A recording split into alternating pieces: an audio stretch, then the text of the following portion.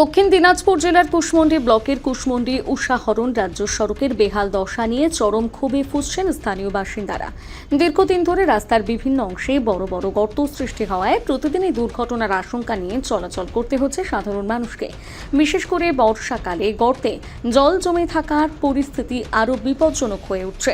স্থানীয় সূত্রে জানা গিয়েছে, কুশমন্ডি ব্লকের ৫ নম্বর দেউল গ্রাম পঞ্চায়েতের উষাহরণ এলাকার বাসিন্দাদের কুশমন্ডি শহরে যাতায়াতের অন্যতম প্রধান পথ এই রাজ্য সড়ক।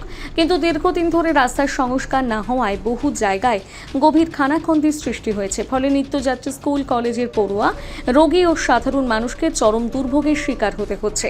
এলাকাবাসীর অভিযোগ, প্রায় প্রতিদিনই রাস্তার গর্তে পড়ে টোটো ও অন্যান্য ছোট যানবাহন দুর্ঘটনার কবলে পড়ছে।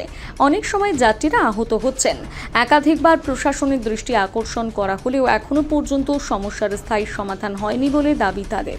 প্রশাসনের উদ্যোগের অপেক্ষায় না থেকে সোমবার এলাকার বাসিন্দারা নিজেরাই কোদাল হাতে নিয়ে রাস্তার গর্ত ভরাটের কাজে নেমে পড়েন। স্থানীয়দের এই স্বতঃস্ফূর্ত উদ্যোগ পথচারী ও যাত্রীদের মধ্যে প্রশংসিত হলেও একই সঙ্গে তা প্রশাসনিক উদাসীনতার প্রশ্ন সামনে এনে দিয়েছে। এদিকে বিষয়টি নিয়ে কুশমন্ডির বিধায়ক তাপস চন্দ্র রায় বলেন, গত সরকারের বিফলতা, আর বিফলতা মানেই হচ্ছে তার রেজাল্ট।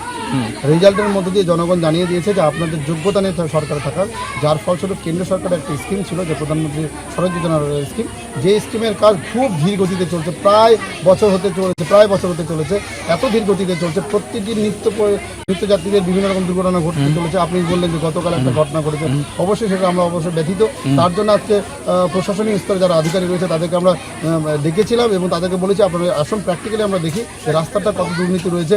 আমরা রাস্তায় নিজে আমি খোদাই করেছি, রাস্তার বেহাল অবস্থার জন্য আমরা প্রশাসনে দেখেছি। দেখুন রাস্তার অবস্থা বেহাল। ওনারা আজকের পর থেকে, আশা করি আগামীকাল থেকে, অলরেডি আমি বের হওয়ার পর থেকে অলরেডি কাজ শুরু করে দিয়েছে।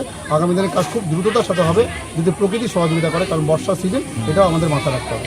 এলাকার মানুষ তো অবশ্যই চাইছে কাজ যাতে তাড়াতাড়ি হয় এবং কাজের সমস্যার সমাধান যাতে হয়। মানুষের কথা, আমাদের আওয়াজ, আমরা হচ্ছে মানুষের আওয়াজ, জনগণের আওয়াজ। কুশমন্ডি থেকে দিলদার আলীর প্রতিবেদন, নিউজ টুডে।